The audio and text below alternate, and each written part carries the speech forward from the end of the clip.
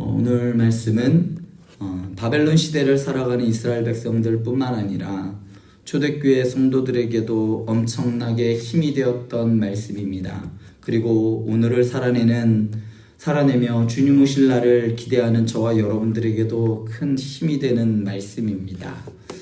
오늘 말씀은 시대에 따라 혹은 읽는 사람의 상황에 따라 각기 다르게 해석되어질 여지가 많습니다. 바벨론 시대를 살아가는 이스라엘 백성들에게는 하나님 나라의 회복을 상징하는 말씀으로 이해될 것이고, 로마의 박해를 견디고 있는 초대교회 성도들에게는 예수 그리스도의 재림을 상징하는 말씀으로도 이해될 수가 있습니다. 다니엘서를 읽든 혹은 요한계시록을 읽을 때든 항상 이 말씀들을 읽을 때마다 드는 생각이 있습니다. 이때 말하는 다니엘서와 계시록에서 말하는 그때, 바로 그때가 언제인가인 겁니다.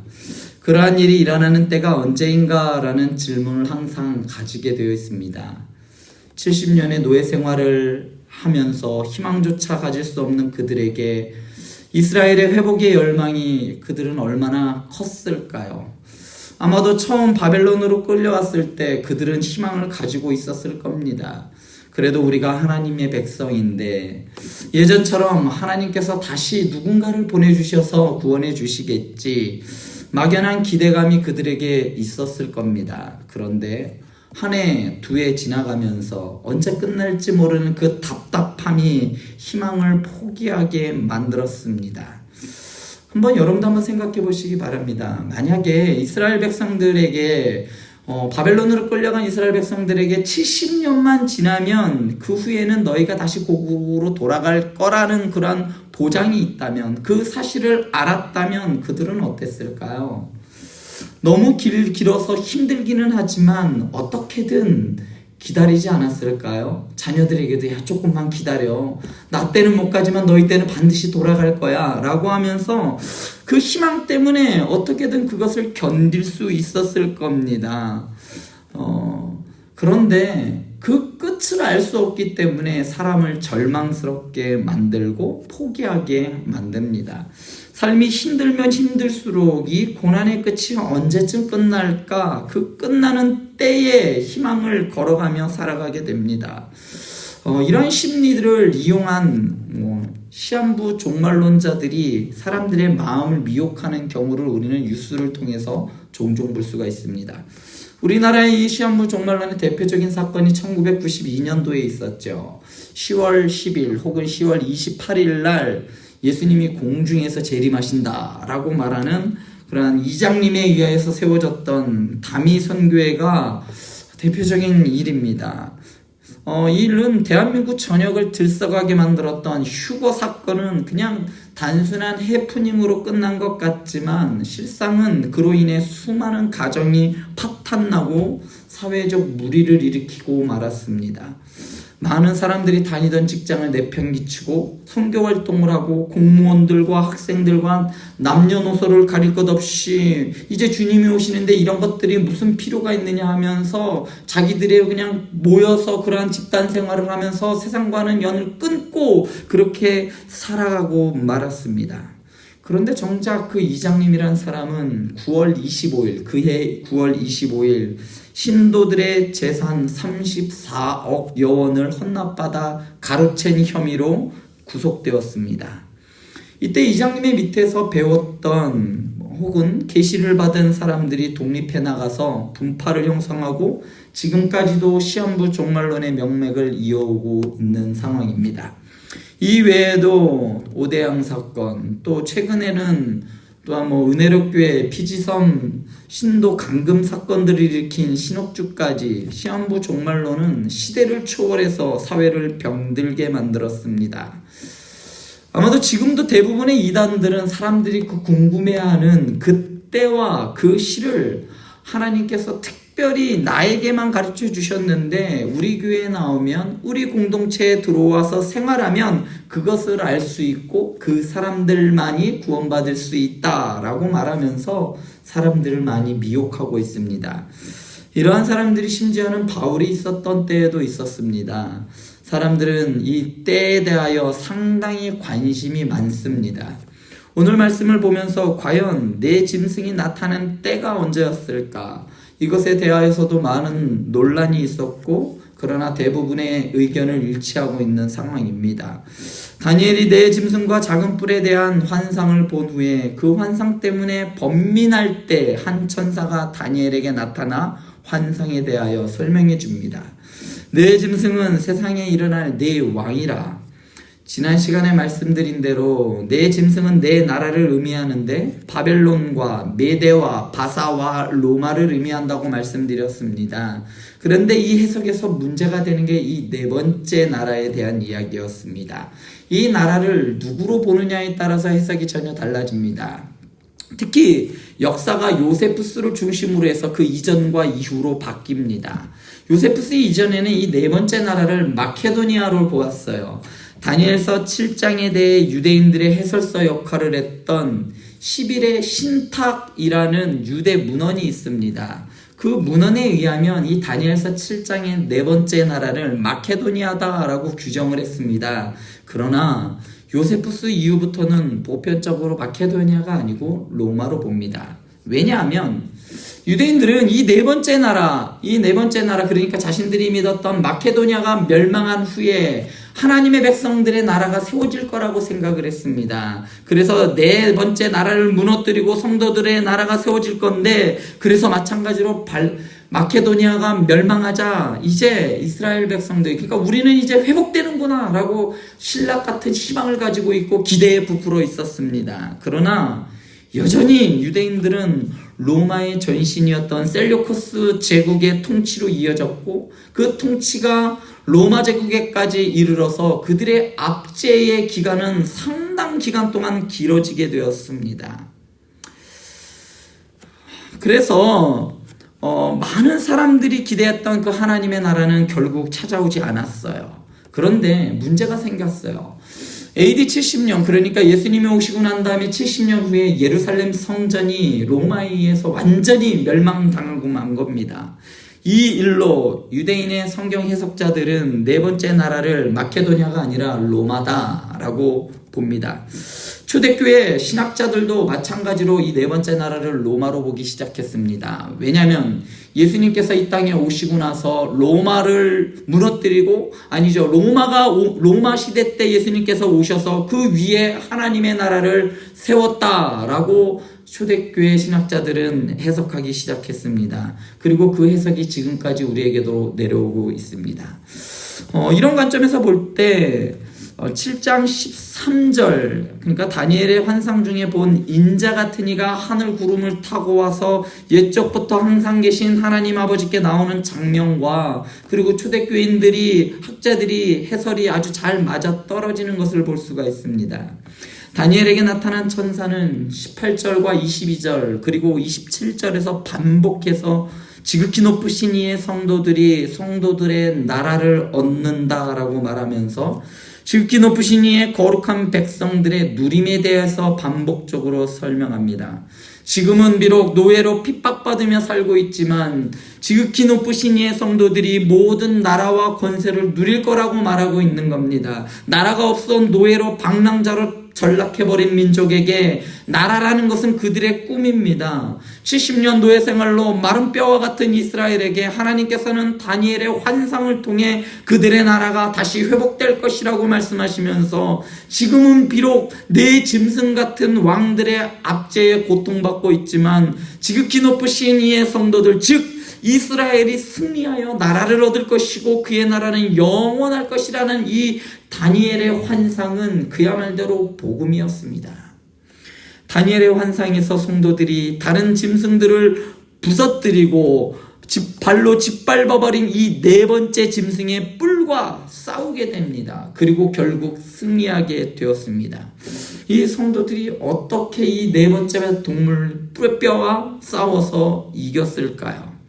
22절은 옛적부터 항상 계신 이가 성도들을 위하여 원한을 풀어주셨다라고 말합니다. 지극히 높으신 이의 성도들을 위하여 하나님께서 원한을 풀어주셨다는 말을, 이것을 아람어로 기록이 되어 있는데 이것을 직역을 하면 이렇습니다.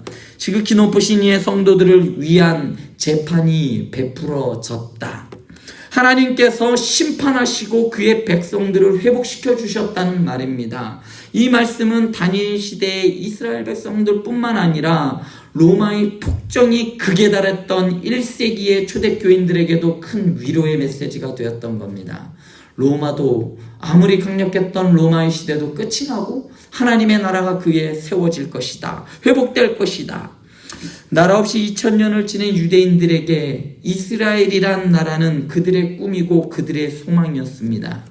마찬가지로 예수님께서 승천하는 것을 목격한 제자들에게 다시 오시겠다는 말씀과 함께 예수께서 다시 오실 때에 임할 그 하나님의 나라는 그들에게 목숨보다도 더 귀한 것이었습니다. 교회에 대한 핍박이 커지면 커질수록 더욱 예수님의 재림이 간절해졌습니다. 그런 초대교인들에게 오늘 이 말씀은 단순히 희망을 주는 메시지가 아니라 자신들이 기다리는 예수 그리스도의 재림이 다니엘의 환상을 통하여 예언되었다는 그 사실 하나만으로도 그들은 죽음을 넘나드는 그 대핍박의 시대를 관통할 수 있는 원동력이 되었던 겁니다. 그렇지. 구약의 예언대로 우리 주님 다시 오실 거야. 그 말씀대로 예언이 되어 있고 실제로 다시 오실 거야 라는 그 하나 때문에 많은 초대교인들은 죽음마저도 불사할 수 있었던 겁니다. 예적부터 계신 하나님께서 그들의 아픔과 고통을 하시고 내 짐승의 나라를 심판하시고 때가 이름에 그의 성도들은 나라를 얻게 될 겁니다. 여기서 주목해야 할 것은 때가 이름에 성도들이 나라를 얻는다는 말입니다. 하나님의 심판과 동시에 그의 성도들이 나라를 얻으면 얼마나 좋겠어요. 그런데 때가 이르러야 나라를 얻는다는 뜻입니다. 내 나라에 대한 하나님의 심판의 결과는 정해져 있지만 심판이 열릴 때까지 잠시의 간격이 있다는 말입니다. 이 기간 동안 어떤 일들이 일어날까요? 이에 대하여 다니엘은 23절부터 25절까지 이때 일어날 일들에 대하여 설명합니다. 결국 네 번째 짐승은 다른 짐승들과는 전혀 비교되지 않을 정도로 그 힘이 강력해서 다른 세 왕들을 복종시킬 뿐만 아니라 그야말로 하나님께도 대적하고 그의 성도들을 괴롭힐 겁니다. 이 기간 동안에 이런 일들이 벌어질 거예요. 말로 하나님께 대적한다는 말씀은 계시록 13장 5절에 보면 또 짐승이 과장되고 신성 모독을 말하는 입을 받고 또 42달 동안 일할 권세를 받으리라 에서처럼 신성 모독을 말하는 겁니다. 네 번째 짐승은 하나님을 모독할 뿐만 아니라 지극히 높으신 분들의 성도들을 압제할 것이라고 오늘 말씀은 말하고 있습니다. 성도들을 그의 손에 붙임 바 되겠다는 말입니다. 하나님의 백성은 고통을 당할 것인데 하나님께서 그의 성도들을 넷째 짐승이 상징하는 그런 괴물과 같은 자들의 손에 붙이시고 그들이 고통당하도록 내버려 두실 겁니다. 그러니까 성도들이 이 땅 가운데에서 고난과 고통을 겪는 것은 어쩌면 당연한 거랍니다. 이처럼 극심한 고통의 시기는 요한계시록에서 묘사하듯이 사탄과 인간이 하나님께 맞서는 궁극적인 종말의 시대의 전조가 될 수도 있습니다. 이 시기가 얼마나 고통스럽고 괴로운지 다니엘은 오늘 말씀의 회복의 메시지를 들었음에도 불구하고 마지막 절에 보면 마지막 28절에 보면 그럼에도 불구하고 중심에 번민하였고 얼굴빛이 변하였다라고 말합니다. 얼마만큼 고통이 컸는지 다니엘의 얼굴빛이 변했다는 이야기예요. 하나님이 그의 백성들을 사탄의 권세에 내어주는 기간은 정말 힘들고 어려울 겁니다. 하나님께서 사탄을 단번에 멸하시지 않는 이유, 저도 그 이유가 궁금합니다. 저도 잘 모르겠어요. 왜 그렇게 하시는지 모르겠습니다.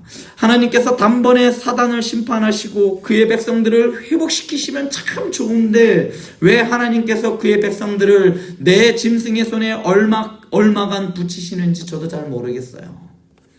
그러나 이렇게 하나님의 성도들이 고통과 괴로움으로 인하여 완전히 망한 것처럼 보이는 때, 한 때와 두 때와 반 때를 지나 마침내 하나님의 시간이 되어서 하나님의 심판이 시작되면 성도들을 공포에 떨게 했던 그 넷째 짐승과 같은 자의 권세가 빼앗기고 완전히 멸망할 거라고 오늘 말씀은 말하고 있습니다. 여러분들이 생각하기에 그때는 과연 언제일 것 같습니까? 그때가 언제인지 저도 참 알면 좋을 것 같아요. 지금 우리가 받는 삶의 고난이 언제쯤 끝날지 알고 싶듯이 성도들이 받는 고난의 그 끝은 아무도 알 수가 없습니다.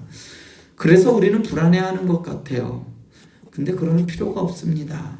하나님께서 친히 정해주신 끝날 때가 있습니다. 그것은 한 때와 두 때와 반 때가 지나 하나님께서 정하신 때가 되면 하나님께서 친히 그 눈에서 눈물을 닦아주실 겁니다.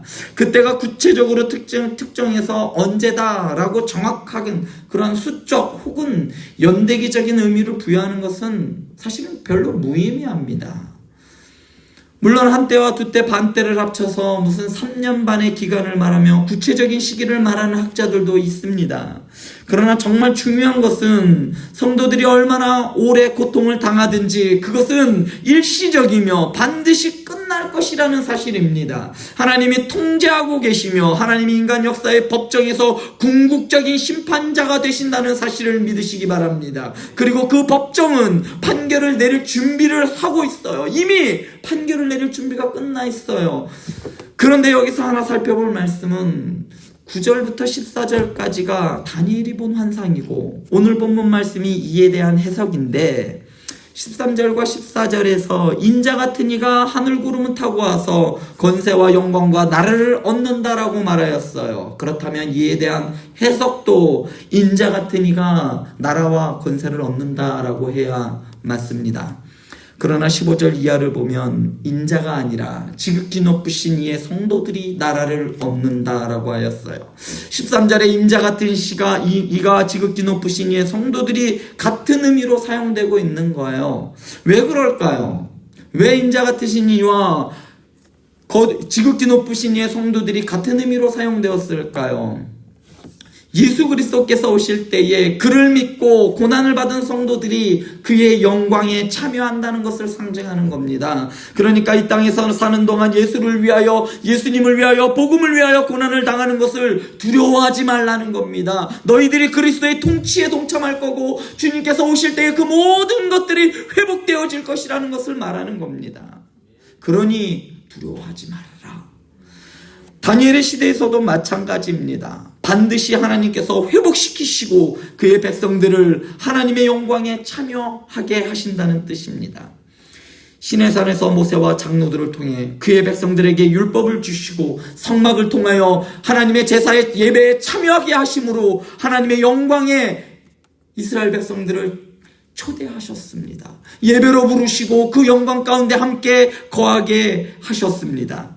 그랬던 것과 같이 이제는 영원한 하나님의 나라에서 그의 백성으로 소망을 품고 살아가게 하신 겁니다. 예수님께서 이 땅에 오셔서 십자가에 못 박히셔서 다 이루었다라고 외치셨을 때 죄와 사망의 권세는 끊어졌습니다. 사탄의 권세는 예수 그리스도의 십자가 아래 굴복하였습니다. 그렇기 때문에 예수님께서 승천하시기 전에 마태복음 28장 18절에서 하늘과 땅의 모든 권세를 내게 주셨으니라고 선언할 수 있었던 겁니다. 그리고 그의 나라와 권세와 영광을 그의 거룩한 백성에게 주시고 그들의 나라는 영원하며 모든 권세 있는 자들이 다 그들에게 복종하게 하실 거라고 오늘 말씀은 선언하고 있는 겁니다. 그러므로 사탄이 잠시 동안 사랑하는 성도 여러분들을 고통 가운데 압제하고 고통 가운데 있게 할 수 있지만 심지어 죽음으로 몰아갈 수도 있지만 사탄의 권세는 끝이 정해져 있는 겁니다. 한 때와 두 때와 반 때를 지나 반드시 끝날 겁니다. 그리고 반드시 승리할 겁니다. 비록 무덤에 있다 하여도 누웠던 자리를 들고 일어나 승리할 겁니다. 더 이상 사망은 여러분들을 붙들 수 없을 것이고 죽음은 여러분들을 더 이상 절망 가운데 가두어두지 못할 겁니다. 이에 대하여 찰스 스펄전은 다음과 같이 말합니다.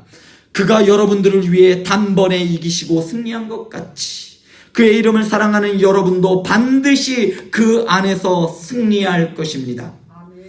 옛적부터 아버지와 함께 계신 예수 그리스도께서 이 땅에 오셔서 십자가에서 죽으심으로 성도님들을 올가매고 있던 사단의 권세를 깨뜨렸습니다.